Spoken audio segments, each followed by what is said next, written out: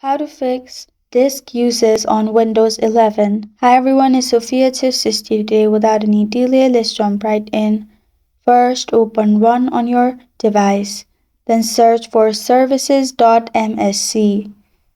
After that, simply click on Enter or click on OK. You'll find this kind of screen pop up, which is Services. In here, scroll all the way down till you find Connected Device Platform Service. Right-click on Connected Devices Platform Service and then go to Properties. You'll find this kind of screen pop up. In here, in Startup Type, make sure it's disabled.